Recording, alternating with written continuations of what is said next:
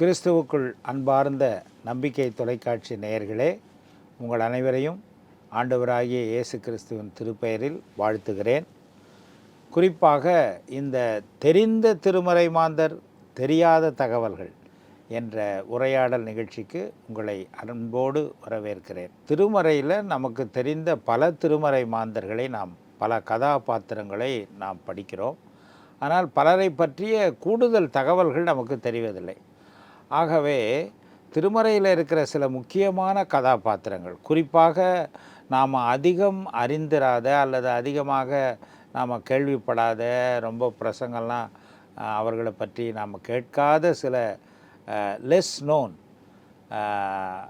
கதாபாத்திரங்கள், திருமறை மாந்தர்களை எடுத்துக்கொண்டு அவர்களை பற்றி திருமறையில் சொல்லி இருக்கிற நிகழ்ச்சிகளோடு வரலாற்றில் திருமறையில் சொல்லப்படாத எக்ஸ்ட்ரா பிப்ளிக்கல் ஹிஸ்டாரிக்கல் இன்ஃபர்மேஷன்ஸ் அவைகளையும் சேர்த்து தெரிந்து கொள்ளுவதற்கு உதவியாக இருப்பது தான் இந்த நிகழ்ச்சி.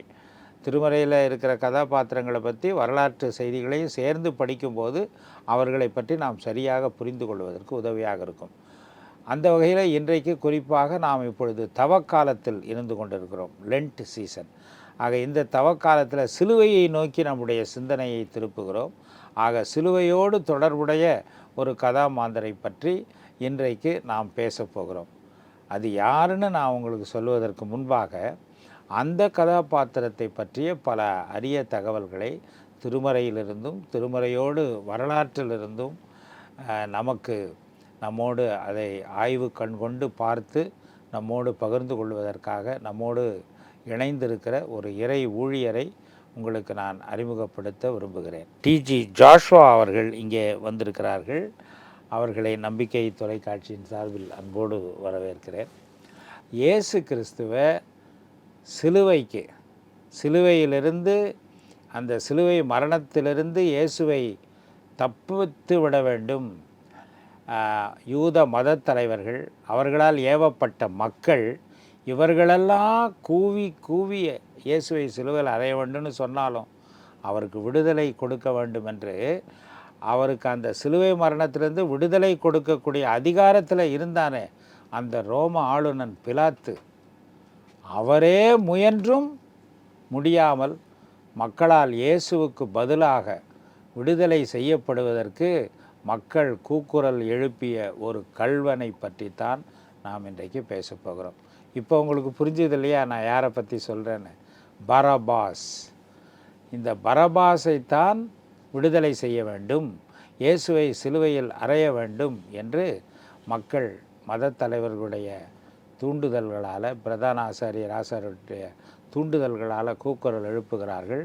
வேறு வழியில்லாமல் பிலாத்துவும் பரபாஸை விடுதலை செய்து இயேசுவை மரண தீர்ப்புக்கு ஒப்பு கொடுக்கிறார். ஆக அந்த பரபாஸை பற்றி நம்ம இவ்வளோ தான் தெரியும்.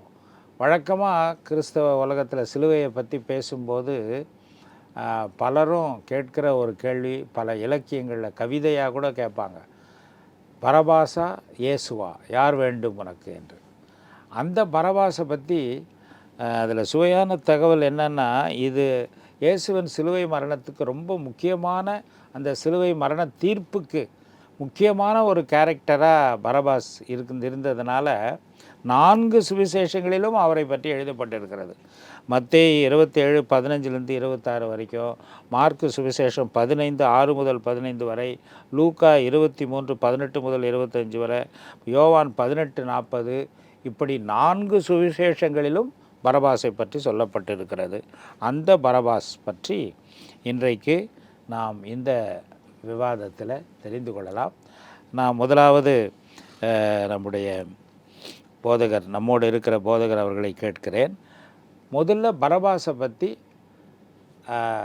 நற்செய்தி நூல்களில் நமக்கு சொல்லப்பட்டிருக்கிற தகவல்களை நீங்கள் முதலாவது தொகுத்து சொன்னால் நன்றாக இருக்கும். ஓகேங்கய்யா. பரபாஸ் ஒரு இன்ட்ரெஸ்டிங் கேரக்டராக இருக்கிறாரு. வரலாற்றில் நடந்த முக்கியமான சம்பவம் இயேசு கிறிஸ்துவனுடைய சிலுவை மரணம். அந்த இயேசு கிறிஸ்துவனுடைய சிலுவை மரணத்தில் வரலாற்றுக்கும் வரலாற்றினுடைய எதிர்காலத்துக்கும் நடுவில் ஒரு டெசிஷன் மேக்கிங், நீங்கள் சொன்ன மாதிரி தீர்மானம் எடுக்கக்கூடிய நிலையில் இருக்கிற சூழ்நிலையில் மக்களாலும் ஜனங்களாலும் தெரிந்து கொள்ளப்பட்ட ஒரு மனிதன். அப்படி நம்ம பார்க்கும்போது ரொம்ப இன்ட்ரெஸ்டிங்காக நமக்கு தோணுது. ஆனால் நம்ம நற்செய்தி நூல்களில் நீங்கள் சொன்ன இந்த வேத பகுதிகளெல்லாம் பார்க்கும் பொழுது இந்த 4 சுவிசேஷங்களும் இவனுடைய பேர் வருகிறது. இந்த 4 சுவிசேஷங்களிலும் வெவ்வேறு கேரக்டரிஸ்டிக் ஃபீச்சர்ஸ், அவனுடைய குணாதிசயங்களை குறித்து, அவன் எப்படிப்பட்டவன் என்பதை குறித்து சொல்லப்படுகிறது. அதில் மார்க்கும் லூக்காவும் அவனை குறித்து 2 விஷயத்தை சொல்கிறாங்க. 2 பேருமே சொல்கிறாங்க.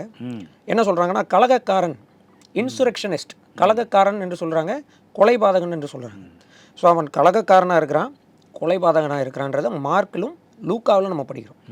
மத்தேயு வந்து என்ன செய்கிறார் அப்படின்னா, அவர் வந்து அவனை குறித்து நொட்டோரியஸ் பிரிசனர், அவன் ஒரு மோசமான ஒரு கைதி என்கிற நிலைமை மட்டும்தான் அவர் சொல்கிறாரே தவிர, வாசிக்கிற வாசகர்கள்கிட்ட அவன் எப்படிப்பட்டவன்றதை சூஸ் பண்ணிக்கிற அந்த நிலைமையில் விட்டுறார். யோவான் வந்து வேற ஒரு வார்த்தையை பயன்படுத்துகிறார். அது வந்து ராபர், அதாவது திருடன், கள்ளன் என்று ஒரு வார்த்தையை வந்து அவர் பயன்படுத்துகிறார். ஸோ ஒட்டுமொத்தமாக பார்க்கும்போது பரபாசை வேதாகமத்தில் இருக்கக்கூடிய நற்செய்தி எழுத்தாளர்கள் எப்படி அடையாளப்படுத்துகிறாங்கன்னா, அவன் ஒரு கலகக்காரன், அவன் ஒரு கொலைபாதகன், அவன் ஒரு திருடன், இல்லை என்றால் அவன் வந்து ஒரு மோசமான ஒரு கைதி என்கிற நிலைமையில் அவனை குறித்து அடையாளப்படுத்துகிறாங்க. இப்படி தான் வந்து நற்செய்தி நூல்கள் வந்து அவனை குறித்து அடையாளப்படுத்துது. ஆனால் இதில் இன்ட்ரெஸ்டிங்கான விஷயம் என்ன அப்படின்னா, இந்த கலகக்காரனையும் இந்த திருடனையும் மக்கள் வந்து பிரதான ஆசிரியர்கள் வேதபாரகர்களுடைய இன்ஃப்ளூயன்ஸில் இவங்க வந்து இந்த திருடனை, கலகக்காரனை, கொலைபாதகனை தங்களுக்கு வேண்டும் என்று தெரிந்து கொண்டது தான். அதுதான் வரலாற்றில் வந்து ஒரு வித்தியாசமான ஒரு எதிர்பார்ப்பாக நாம் வந்து பார்க்குறோம். இங்கே தான் ஒரு முக்கியமான கேள்வி வருது. அப்போது மக்கள் வந்து மதத் தலைவர்களுடைய தூண்டுதலால் தான் பரபாசை விடுதலை செய்யுங்கன்னு சொல்கிறாங்க. ஆனால் மக்கள் உடனே அவங்க சொன்ன உடனே இவர்களெல்லாம் ஆரவாரம் விட்டு கூக்குரல் எழுப்புற அளவுக்கு, அந்த அளவுக்கு அவன் மக்கள் மத்தியில் பிரபலமானவனாக இருந்தானா? ஆமாம், நீங்கள் கூட சொன்னீங்க, ஒரு ஆங்கில சொன்னீங்க, நொட்டோரியஸ்னால் தீய வகையில் பிரபலமானவர்கள். அப்போ எப்படி அவன் அவ்வளோ பிரபலமான, மக்களால் அறியப்பட்ட, எத்தனையோ திருடர்கள் இருந்திருப்பாங்க, எத்தனையோ பேர் காவலில் இருந்திருப்பாங்க அந்த ரோம அரசாங்கத்துக்கு. இவன் மட்டும் அவ்வளோ பிரபலமானதுக்கு என்ன பின்னணி? இதுக்கு பின்னாடி வந்து நம்ம கொஞ்சம் வரலாற்றை பார்க்க வேண்டியிருக்கும். ஏன்னா வரலாறை பார்க்காம இவனுடைய பேக்ரவுண்டை வந்து நம்மளால் அண்டர்ஸ்டாண்ட் பண்ண முடியாது. ஏன்னா இன்றைக்கி நற்செய்தி எழுத்தாளர்கள் மேலே வைக்கப்படுகிற குற்றச்சாட்டு, வேதாகமத்து விரோதிகளுக்குனால வைக்கப்படுற குற்றச்சாட்டு என்னென்னா, ஒரு மக்களுக்காக கலகம் செய்தவன், மக்களுக்காக அதிகார வலிமையோடு சண்டை போட்டவனை வேதாகமம் வந்து ஒரு கள்ளன்னு சொல்லுது அப்படின்னு சொல்லி வேதத்தின் மேலே ஒரு கருப்பு புள்ளியை வைக்கிறாங்க. ஆனால் இதுக்கு நம்ம வரலாற்றில் வந்து சில விஷயங்கள் நம்ம பார்க்க வேண்டியிருக்கு. எங்கேருந்து பார்க்க வேண்டியிருக்கு அப்படின்னா, கிபி 6லேருந்து பார்க்க வேண்டியிருக்கு. சுருக்கமாக சொல்லிடலாம். கிபி 6ல் தான் முதல்ல என்ன நடக்குது அப்படின்னு சொன்னால், ஒரு குரூப் வந்து ஃபார்ம் ஆகுறாங்க. அதுக்கு முன்னாடியே யூதர்கள் வந்து கிரேக்கர்களுக்கு அகேன்ஸ்டாக எழும்பி சண்டை போட்டிருக்காங்க. மக்காபேயர்களை குறித்து நம்ம படிச்சிருக்கோம். ஆனால் இங்கே கிபி 6ல் என்ன நடக்குதுன்னா, இந்த யூதேயா வந்து ரோமன் ப்ராவின்ஸ் கீழே வருது. அப்போ இந்த ரோமன் ப்ராவின்ஸ் கீழே வந்தபோது இவங்க என்ன பண்ணுறாங்கன்னா, ரொம்ப அநியாயமான வரி, ரொம்ப அநியாயமான அப்ரஷனாக ஒடுக்குமுறைக்குள்ளே இந்த யூதர்களை வழி நடத்துகிறாங்க, இது பண்ணுறாங்க, அப்ரஸ் பண்ணுறாங்க. அப்போது அங்கே ஒருத்தர் எழும்புறாரு. அவர் பேர் வந்து ஜூடாஸ் மக்கபியோட சேர்த்து இவரையும் நம்ம ஞாபகம் வச்சுக்கலாம். இவர் வந்து ஒரு கலிலேயா நாட்டை சேர்ந்தவர், கலிலேயா பிராந்தியத்தை சேர்ந்தவர். இவர் வந்து என்ன பண்ணுறாருன்னா, இவர் தான் வந்து ஐடியாலஜிக்கல் ஃபவுண்டர் ஆஃப் ஜெலட்ஸ் என்கிற மூவ்மெண்ட், அதாவது செலோத்தே என்று சொல்லப்படுகிற, செலோத்தே என்னப்பட்ட சீமோன் அப்படின்னு கூட நம்ம ஒரு சீசனை குறித்து பார்க்குறோம். ஸோ அந்த குரூப்லேருந்து வந்தவனாக இருக்கலாம். ஸோ இந்த செலோத்தே அப்படின்ற ஒரு குரூப் ஐடியாலஜிக்கலாக ஃபார்ம் பண்ணுறார், கருத்து ரீதியாக வந்து இந்த ரூமை வந்து ஃபார்ம் பண்ணுறார். இது அப்படியே என்ன நடக்குதுன்னா, 6லேருந்து 30 AD வரைக்கும் இவங்க பயங்கரமாக ரோமர்களுக்கு அகேன்ஸ்டாக வந்து அவங்க கலகம் செய்து கொண்டே இருக்கிறாங்க. அந்த கலகக்காரன்ற வார்த்தை அதிலிருந்து தான் வருது. அப்போது ரோமருக்கு அகேன்ஸ்டாக இவங்க கலகம் செய்கிறாங்க. இதில் ரொம்ப முக்கியமாக பார்க்கும்போது இதை அடக்கிறதுக்காக தான் கிபி 26லேருந்து 36 வரைக்கும் பிலாத்துன்ற ஆளுநர் வந்து இறக்குறாங்க. ஏன்னா பிலாத்து எப்படிப்பட்ட ஆளுனா, அவன் வந்து த மோஸ்ட் நொட்டோரியஸ்ட் கவர்னர் ஜெனரல். அவன் ரொம்ப மோசமான ஒரு ஆளுநர். அவனை குறித்து வேதாமத்தில் பார்க்குறோம், பட்டேக்கருக்குனால எத்தனை பேரும் அவன் வந்து கொலை பண்ணியிருக்கிறான்னு சொல்லி நம்ம வந்து வாசிக்கிறோம். அவ்வளவு மோசமான கொடூரமான ஒரு ஆளுநன். ஆண்டவரே சொல்றாரு, நிறைய பேருடைய ரத்தம். ஆமாம், அவ்வளோ கொடூரமான ஆளுநன். அவன் என்ன பண்ணுறான் அப்படின்னா, இவர்களை அடக்கிறதுக்காக கொண்டு வரான். அப்போ அந்த வெளிச்சத்தில் பார்க்கும்போது ரோமர்களுக்கு அகெயின்ஸ்டாக எழும்பி நின்று அவர்களுக்கு அகெயின்ஸ்டாக கொலைபாதகமும் செஞ்சுருக்கிறான். லூக்கா சொல்கிறாரு, மார்க்கு சொல்கிறாரு. அது இல்லாமல் அவன் வந்து ரோமர்களுக்கு அகெயின்ஸ்டாக வந்து என்ன செய்கிறான் அப்படின்னா கலகத்தை தூண்டி கலகங்களை சக்ஸஸ்ஃபுல்லாக பண்ணக்கூடியவனாக இருக்கான். அப்படிப்பட்டவனை பிலாத்து வந்து பிடிச்சி வச்சிருக்கான். அப்போ அவன் திருடன் அப்படின்னும் போது நம்ம இந்த ராபின்ஹுட் அப்படின்ற மனுஷனை எப்படி எல்லாரும் புகழ்கிறாங்களோ அந்த மாதிரி அதிகார வர்க்கத்துக்கு எதிராக சண்டை போட்டவன்றதை மட்டும் பார்க்க முடியாது. இவன் வந்து ஒரு கலகத்தை தூண்டி இது பண்ணுறான். ஸோ அதுக்கு ரோமர்கள் வந்து என்ன செய்கிறாங்க, அதை அடக்கிறதுக்காக இப்படிப்பட்ட ஆட்களை பிடித்து என்ன செய்கிறாங்கன்னா உள்ளே வைக்கிறாங்க. அப்படிப்பட்ட ஒருவன் தான் இந்த பரபா. ஆனால் இந்த பரபாஸை அவர்கள் தெரிந்து கொண்டதினால் வரலாற்றில் என்ன நடந்ததுன்றதை நம்ம அப்புறமா பார்க்கலாம். ஆனால் பரபாஸை தெரிந்து கொண்டது எதுக்காக தெரிந்து கொண்டாங்கன்னா, இப்போ இந்த வெளிச்சத்தில் நம்ம படிக்கும்போது என்ன புரிஞ்சுக்கலாம், பழைய ஏற்பாட்டில் நம்ம படிச்சுட்டு வரும்போது புரிஞ்சுக்கலாம், யூதர்களுக்கு வந்து மேசியாவை எக்ஸ்பெக்ட் பண்ணிக்கிட்டு இருந்தாங்க. ஆனால் அவங்க எக்ஸ்பெக்ட் பண்ணிட்டு இருந்த மேசியா என்ன வகையை சார்ந்தவராக இருக்கிறாருன்னா, ரோமர்களுடைய கவர்மெண்ட்டை அப்படியே ஜெயிச்சு அதன் மேலே ஒரு சிங்காசனத்தை போட்டு அதன் மேலே உட்காந்து இஸ்ரவேலுக்கு விடுதலையை வாங்கி தரணும்னு நினைக்கிற மேசியாவை எதிர்பார்த்து கொண்டிருந்தாங்க. அந்த வேலையை செஞ்சுக்கிட்டு இருந்தவன் யாருன்னா இந்த பரபாஸ். அதனால் இந்த பரபாஸ் வந்து மக்கள் இடத்துல அதை சொல்லி தான் இன்ஃப்ளூயன்ஸ் பண்ணியிருக்க முடியும். இப்போ இயேசு வந்து உங்களை வந்து காப்பாற்ற போகிறதில்ல, அவர் சண்டை போடுறதில்ல, அவர் இது பண்ண போகிறதில்ல, உங்களுக்காக நிற்கணும்னா பரபாஸால் மட்டும்தான் முடியும் அப்படின்னு சொல்லி மட்டும்தான் மக்களை வந்து அவங்க என்ன செஞ்சுருக்க முடியும் அப்படின்னு சொன்னால் இன்ஃப்ளூயன்ஸ் பண்ணியிருக்க முடியும். அதனால தான் மக்களை நீங்கள் சொல்கிறது வேறு வகையில் சொல்கிறதுனா ரோம அரசாங்கத்துக்கு எதிரான ஒரு ஆயுத புரட்சி அல்லது ஒரு வன்முறை புரட்சியை தூண்டி ஒரு அவங்கள மீட்பர் அவங்கள விடுவிக்கிறவனா தன்னை இவன் ஒரு உலக காட்டி கொண்டிருக்கலாம் அப்படின்னு சொல்கிறீங்க. ஆமாம், அதனால் மக்கள் மத்தியில் பிரபலமாயிருக்கலாம். அதனால் மக்களால் விருப்பப்படுற, ஏன்னா இப்படிப்பட்ட ரெபலியஸ் கேரக்டர் வந்து மக்கள் விரும்புவாங்க. ஓகே, எங்களுக்கு எப்படியாவது ஒரு விடுதலை வாங்கி தருவார் அப்படின்னு சொல்லி விரும்புவாங்க. அதில் நீங்கள் சொல்கிறதுல எனக்கு இன்னொரு இதுவும் தெரியுது. இப்போ பிலாத்துவுக்கு இயேசுவை விடுதலை பண்ணிடுறேன், பரபாச மரண தண்டனை கொடுத்துறேன்னு சொல்கிறதுக்கு ஏற்கனவே அவருக்கு ப்ரீ ஒரு இது இருந்திருக்கு, இவன் மேலே முன்விரோதம் என்று சொல்லலாம். ஏன்னா இந்த பரபாசை அடக்கிறதுக்காக தான் அவரை கொண்டு வந்தாங்களே அப்படின்னு சொல்கிறீங்க. பரபாஸ் போன்றவர்களே அடக்குது, பரபாஸ் போன்றவர்களே. அதனால பரபாஸ் மேலே அவருக்கு ஏற்கனவே கொஞ்சம் கோபமும் இருந்திருக்கு. இவனை வந்து மரண தீர்ப்பு கொடுக்கலாம். இப்போ அவரை வெளியில் விட்டால் ரோமன் கவர்மெண்ட்டுக்கு அது வந்து அகேன்ஸ்டாக ஆக. Okay okay. இந்த பரபாஸுக்கும் இந்த மத தலைவர்களுக்கும் எப்படி ஒரு இவங்க ஏன் அவன் மக்களை தூண்டி விட்டு பரபாசை விடுதலை செய்ய சொல்லி கேட்கணும்?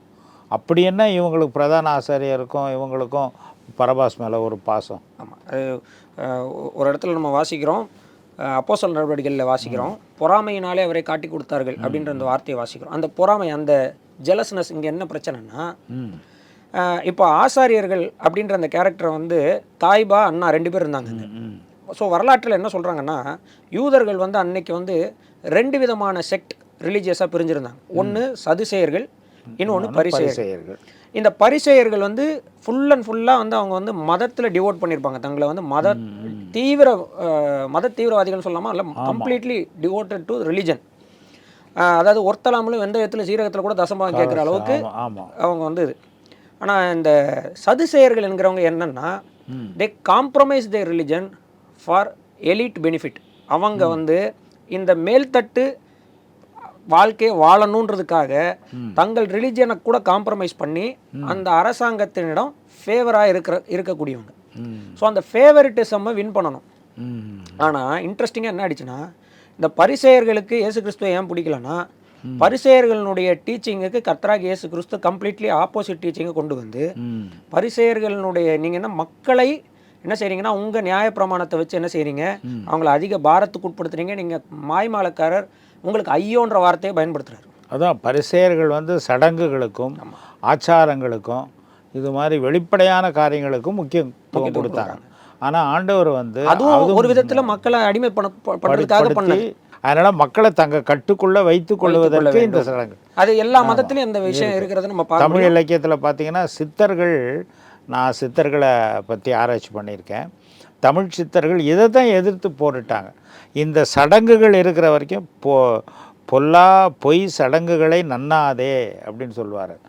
அப்போ ஏன் சடங்கு செய்கிற வரைக்கும் நீ அவனுக்கு அடிமையாயிடுற, அந்த மத குருக்களுக்கு அடிமையாயிடுற.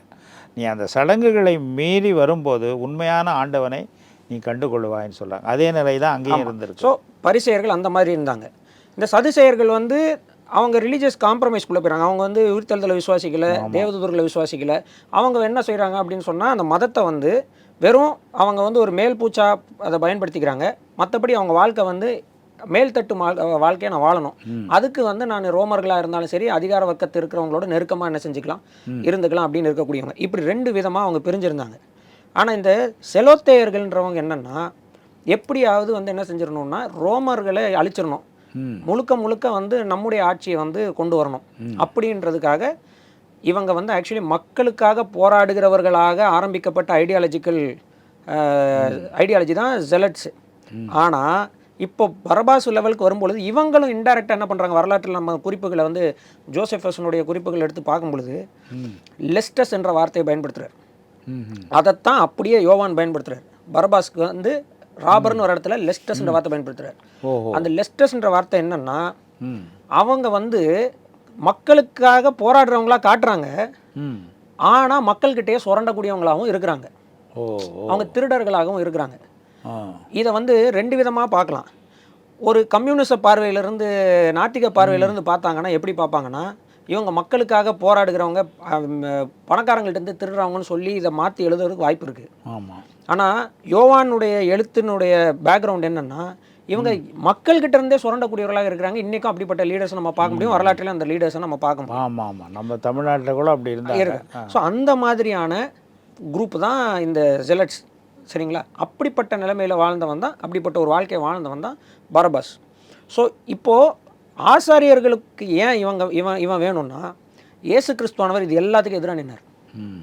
இப்போ இயேசு கிறிஸ்துவானவருக்கு சப்போர்ட் ஆகிட்டோம்னா இந்த ஆசாரியத்துவம் நின்றும், ஆமாம், பலி நின்றும், கோட்பாடுகள் எல்லாம் நின்றும், நியாயப்பிரமாணத்தை அவர் நிறைவேற்றிடுவார், அவர் டீச்சிங் இவங்களுக்கு நல்லா புரியுது, எல்லாம் ஸ்டாப் ஆகிடும். இவங்களுக்கு கீழே மக்கள் இருக்க மாட்டாங்க. அப்போது எதிரிக்கு எதிரி நண்பன் அப்படின்ற கான்செப்டில் இவனை நம்ம உள்ளே கொண்டு வந்தோம்னா நம்ம வந்து நிம்மதியாக என்ன செஞ்சிடலாம், இருந்துடலாம் அப்படின்ற ஒரு விஷயந்தான். ஸோ இவங்களுடைய அத்தாரிட்டி, இவங்களுடைய மேல்தட்டு வாழ்க்கை, இவர்களுடைய பவர் வந்து இவங்களுக்கு வேணும் அப்படின்னா அதுக்கு ஒரே ஆள் இப்போ யாருன்னா பரபாஸ் தான். அதனால் பரபாஸை விடுதலை பண்ண சொல்லி கேட்குறாங்க. எப்படியாவது இயேசுனுடைய அந்த போதனை வந்து பரவக்கூடாது அப்படிங்கிறதுக்காக இந்த தீவிரவாத ஒரு குழுவோடு அவர்கள் சமரசம் செய்கிறார்கள். பார்த்திங்கன்னா பரிசேயர் சதுசேயர் அவங்கெல்லாம் வந்து சுற்றி சுற்றி அந்த சமயம் சார்ந்த வாழ்க்கையில் தான் அவங்களுக்கு மாறுபாடு வருது. ஆமாம். ஆனால் இவன் வந்து அரசியல் தீவிரவாத குழு மாதிரி இருக்கான். ஆமாம். எப்படி மதமும் அரசியலும், ஒரு அரசியல் குழுவும் ஒரு மதம் சார்ந்த குழுக்களும் எப்படி காம்ப்ரமைஸ் பண்ணிக்கிட்டாங்கன்றதுக்கு நீங்கள் சொன்ன காரணம் தான். பொது எதிரி இயேசு, அவன் இயேசுவை ஒழிக்கணுங்கிறதுக்காக நமக்குள்ள சமரசம் செய்து கொள்ளலாம் என்று இவர்கள். இன்னைக்கு ரிலவெண்ட் டாபிக் ரொம்ப சரியாக இருக்குது. பொது எதிரியை ஒழிக்கிறதுக்கு எல்லாரும் சேர்ந்துருவாங்க. ஆமாம், விடுதலை. குறிப்பாக தங்களுடைய அந்த மத விதத்தில் தங்களுடைய ஆதிக்கத்தை கேள்வி கேட்குற எல்லா அமைப்பையும் அழித்து ஒழிப்பதற்காக இன்றைக்கு இந்த மத தலைவர்கள் முயலுவது போல் அன்றைக்கும் முயன்றிருக்கிறார்கள் என்று தெரிகிறது. ரொம்ப அருமையாக அந்த கருத்துக்களை சொன்னீங்க. இப்போ கடைசியாக பிலாத்து கேட்ட கேள்வி தான் நம்ம முன்னால் நிற்கிது. ஆமாம், உலக வரலாற்றிலேயே இந்த கேள்வி தான் மீண்டும் மீண்டும் துணித்து கொண்டிருக்கிற ஒரு $1 மில்லியன் கொஸ்டின்னு சொல்லலாம். யார் வேண்டும் உங்களுக்கு, அல்லது யாரை நான் விடுதலை செய்ய வேண்டும், பரபாசையா இயேசுவையா? அதில் ரொம்ப இன்ட்ரெஸ்டிங்காக என்னன்னா, அந்த சுவிசேஷங்களை படிக்கும்போது பிலாத்து அவனுடைய மனைவினாலையும் தூண்டப்படுகிறான், வந்து அவரை எப்படியோ தீமை செய்யாதீர்கள்னு. அவன் திருப்பி திருப்பி இயேசுவையான்னு கேட்காம யூதருடைய ராஜாவையா பரபாசையான்னு கேட்குறான். அவர் மேலே எழுதும்போதும் இவன் யூதருடைய ராஜான்னு அந்த INRS அது சொல்கிறான். ஆக பிலாத்துவுக்கு இயேசுவின் மேல் ஒரு பற்று இருக்கிறதோ இல்லையோ, இயேசுவின் மேலே இயேசுவைக்கு விடுதலை செய்வது தனக்கு நல்லது என்று கருதி சொல்லுகிறான். ஆனால் மக்கள் பரபாசை கேட்கிறார்கள். அதில் என்னென்னா, அவன் வந்து யாரை விடுதலை செய்யணும்னு கேட்குறான். இந்த கேள்வியை மக்கள் யாரை சிலுவையில் அறையணும்னு சொல்கிறாங்க. இவங்களுக்கு விடுதலை செய்கிறத பற்றி இல்லை, அவரை சிலுவையில் அறைஞ்சு அவர் கதையை முடிக்கணும், அதுதான் இவர்கள் நோக்கமாக இருக்குது. ஏன்னா மத தலைவர்கள் அப்படி தான் சொல்லி கொடுத்துருக்கிறார். அவன் விடுதலை செய்வதை பற்றி கேட்கிறான். ஆக இப்படி பரபாசுக்கும் ஆண்டவர் இயேசுவுக்கும் ஒரு ஒரு ஒரு சம நிலையில் இன்றைக்கு பிலாத்து நம்ம முன்னால் நிறுத்துகிறான். அவங்க 2 பேருக்கு இருக்கிற ஒற்றுமை வேற்றுமைகள் அதை எப்படி பார்க்கணும் அப்படின்னு சொன்னீங்கன்னா நல்லாயிருக்கும். ஓகே, நான் இது சுருக்கமாக ஒரு 3 பாயிண்ட்டில் சொல்லி முடிச்சிடுறேன். நம்பர் 1 இப்போ நம்ம மத்தேயு எழுதின சுவிசேஷத்தை எடுத்துக்கிட்டோம்னு வச்சுக்கோங்களேன். மத்தேயு எழுதின சுவிசேஷத்தில் பரபாஸா இயேசுவா அப்படின்னு வைக்கிறேன். இயேசு என்னும் கிறிஸ்துவையா, யாரை உங்களுக்கு விடுதலை செய்ய வேண்டும்னு கேட்குறான். அந்த டெக்ஸ்ட்டை மட்டும் நம்ம இப்போ எடுப்போம். நிறையா மத்தேயுனுடைய மற்ற மேனுஸ்கிரிப்ட்ஸில், நிறைய மற்ற கைப்பிரதிகளில் ஜீசஸ் பரபாஸ்னு அவனுடைய பேர் இருக்குது. ஓகேங்களா? அப்போது ஜீசஸ் பரபாஸ், ஜீசஸ் கிரைஸ்ட் அப்படின்னு 2 பேர் இங்கே வராங்க. இப்போ ஜீசஸ் பரபாஸ் அதாவது ஏசு பரப்பா, பர் அப்பா அப்படின்றது அரமாயிக் மொழியில் சன் ஆஃப் த ஃபாதர், பிதாவின் குமாரன் அர்த்தம். பர் அப்படின்னா சன், அப்பாஸ் அப்படின்றது father. Barabbas, Bartimaeus, Bartholomew. சரிங்களா? இப்போ பர் அப்பா போர்னகேஸ், அது பர்னகேஸ் தான். ஸோ பர் அப்பாஸ்ன்னு வரும்போது சன் ஆஃப் த ஃபாதர். அப்போ ஃபுல் நேம்னு பார்த்தீங்கன்னா Jesus Barabbas, Yesu Barabbas, Jesus the Christ, Yesu the Messiah. உங்கள் 2 பேரில் யார் வேணும், யாரை விடுதலை ஆகணும்னு கேட்குறான். இப்போது மக்கள் என்ன பண்ணுறாங்க அப்படின்னா, இந்த உலகத்தில் கலகத்தின் மூலமாகவும் வன்முறையின் மூலமாகவும் திருட்டின் மூலமாகவும் அவர்களுக்கு விடுதலையை வாங்கித்தர முடியும் அப்படின்னு இருக்கக்கூடிய இந்த உலகத்துக்குரிய இயேசு, அப்பாவினுடைய மகனாகிய இயேசுவை தெரிந்து கொள்கிறார்கள். ஆனால் தேவன் என்ன நினைத்தார் அப்படின்னா, ஸ்பிரிச்சுவல் மெசையா, ஆன்மீக விடுதலையை குறித்து அங்கே தேவன் அக்கறை கொள்கிறார். ஏன்னா அதுதான் உண்மையான விடுதலையை தரும். அப்போ என்ன பண்ணுறாருன்னா, தன்னுடைய சமாதானத்துக்குரிய ராஜ்யத்தை ஏற்படுத்துவதற்கு, அவர் தலைகீழ் ராஜ்யத்தை ஏற்படுத்துவதற்கு அவர் பிதாவாகிய தேவன் தம்முடைய குமாரனாகிய இயேசு என்கிற மேசியாவே நமக்கு தருகிறார். இதை ஜனங்கள் தெரிந்து கொண்டது ஒரு பக்கம் இருந்தாலும், ஜனங்கள் எதை தெரிந்து கொண்டார்கள்? வேதாமத்தில் சொல்லியிருக்கு, ரோமர் 1:18 32 வரைக்கும் போட்டிருக்கு. அவர்கள் தெரிந்து கொண்டதெல்லாம் என்னது? பாவத்தையும் கலகத்தையும் துர்க்குணத்தையும் தான் தெரிந்து கொள்கிறார்கள். அதனால் அவர் இழிவான இச்சை ரோகங்களுக்கு கர்த்தர் ஒப்பு கொடுத்தாருன்னு பார்க்குறோம். அதே தான் இவங்க சொல்கிறாங்க, இந்த ரத்தப்பலி எங்கள் மேலே வரட்டும், எங்கள் பிள்ளைகள் மேலே வரட்டும்னு சொல்கிறாங்க. ஸோ கன்க்ளூஷனாக இதை பற்றி ஒன்று சொல்லணும்னா, பரபாஸ் அதற்கு பிறகு வரலாற்றில் பேசப்படவில்லை, எந்த வரலாற்று குறிப்பிலும் இடப்படவில்லை. ஆனால் பரபாஸை அவங்க தெரிந்து கொண்டதுனால கிபி 70 ஜெருசலேம் அழிக்கப்பட்டது. செலத்தையர்களும் அதோடு அழிக்கப்பட்டார்கள். ஆனால் அன்னைக்கு இயேசு கிறிஸ்து கொல்லப்பட்டார். ஆனால் 3ஆவது நாள் உயிரோடு எழுந்தார். இன்று வரை என்றென்றுமாக அவர் ராஜ்யம் நிலை நிற்கிறது. யாரை தெரிந்து கொள்ள வேண்டும்ன்றது ஆடியன்ஸ் கையில் இருக்கிறது. ஆமாம், நம்முடைய கையில் இருக்கிறது. அதில் ரொம்ப நீங்கள் சொன்னதில் இன்னொரு இன்ட்ரெஸ்டிங் பாயிண்ட்டு, பர் அப்பாஸ் அப்படிங்கிற அந்த பேருக்கு அப்பாவின் மகன், தந்தையின் மகன். ஆண்டவராகிய இயேசுவும் பிதாவின் மகன் தானே. இங்கே அதுவும் ஒரு ஒற்றுமை அதில் அமைஞ்சிருக்கு. ஆக இந்த மக்கள் அதான் ஒரு வேத பண்டிதர் என்ன சொல்கிறார்னா, people preferred bandit to the creator God. ஆக சிருஷ்டிகரை, அந்த சிருஷ்டிகர்த்தாவை அவர்கள் ஏற்றுக்கொள்ள மறுத்து ஒரு கொள்ளைக்காரனை தெரிந்து கொண்டார்கள். இன்றைக்கும் அதே தெரிந்து கொள்ளுதல் நமக்கு முன்னாலும், இந்த நிகழ்ச்சியை கேட்டுக்கொண்டிருக்கிற ஒவ்வொருவர் முன்னாலும் இருக்கிறது. இதுக்கு முன்னால், இந்த நிகழ்ச்சியை முடிக்கிறதுக்கு முன்னால் ஒரு சுவையான தகவலை இந்த பாரபாஸ் பற்றி நான் சொல்ல விரும்புகிறேன். பாரபாஸுங்கிற பேரில் ஒரு ஸ்வீடன் தேசத்தை சேர்ந்த ஒரு பெரிய எழுத்தாளர் ஒரு அருமையான நாவல் எழுதியிருக்காரு. அந்த எழுதின ஒரு பேர் பேர் லேகர் குவிஸ்ட். இது ஒரு ஸ்வீடிஷ் நாவல். இதை ஆங்கிலத்தில் மொழிபெயர்த்திருக்கிறாங்க. தமிழில் கானா சுப்பிரமணியம் என்கிற ஒரு புகழ்பெற்ற எழுத்தாளர் இதை ரொம்ப சுவையான நாவலாக மொழிபெயர்த்திருக்கிறார். அன்பு வழி என்ற பாரபாஸ் என்றும் அதற்கு தலைப்பிட்டிருக்கிறார்கள். இந்த கானா சுப்பிரமணியங்கிற எழுத்தாளர் தான் தாமஸ் வந்தார்னு ஒரு நாவல் எழுதி அதில் திருவள்ளுவரும் தோமாவும் சந்திப்பதை பற்றி ரொம்ப அற்புதமாக எழுதியிருக்காரு. இதில் என்ன சிறப்புன்னா, இந்த பாரபாஸ் என்ற நாவலுக்கு 1951ஆம் வருஷத்தில் நோபல் பரிசு கொடுத்துருக்காங்க. ஆனால் இந்த நாவலை நான் ஒருவேளை கொஞ்சம் வேகமாக படிச்சிருக்கேன். இந்த நாவலில் அந்த ஆசிரியர் என்ன சொல்கிறாருன்னா, கிறிஸ்துவை பற்றி சொல்கிறாரு.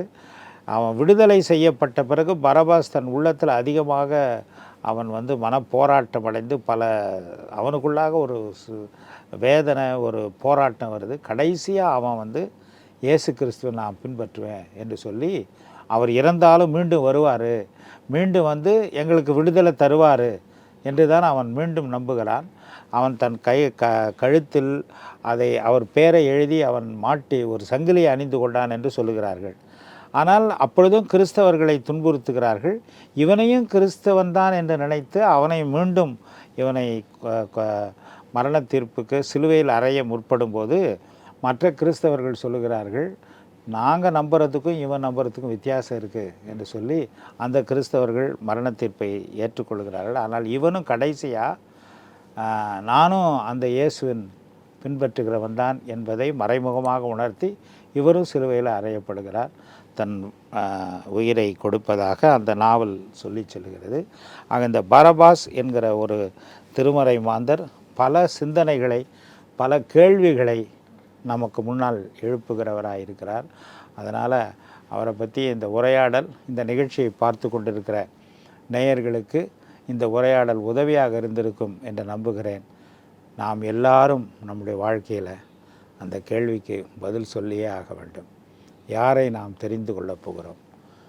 பரபாஸ் அல்லது வன்முறை வாழ்வா, இயேசுவின் அன்பு வழியா? கடவுள் நம்மை தம்முடைய தூய ஆவியானவர் மூலம் இந்த கேள்விக்கு சரியான பதிலை சொல்ல நம்மை வழிநடத்த நாம் ஜெபிக்கலாம். இந்த நிகழ்ச்சி பற்றிய உங்களுடைய கருத்துக்களை திரையில் காணும் எண்ணிலே நீங்கள் என்னோடு தொடர்பு கொண்டு தெரிவிக்கலாம். இந்த நிகழ்ச்சியில் நம்மோடு கலந்து கொண்டு சிறந்த ஆயத்தங்களோடு இங்கே பரபாசை பற்றிய பல திருமறை சார்ந்த செய்திகளையும் வரலாற்று செய்திகளையும் நம்மோடு பகிர்ந்து கொண்ட அன்பு போதகர் ஜாஷ்வா அவர்களுக்கு நம்பிக்கை தொலைக்காட்சியின் சார்பில் நன்றி தெரிவிக்கிறோம். இன்னொரு நிகழ்ச்சியில் நாம் சந்திக்கும் வரை ஆண்டவருடைய கிருபை நம் அனைவரோடும் இருந்து நம்மை வழிநடத்துவதாக. நன்றி.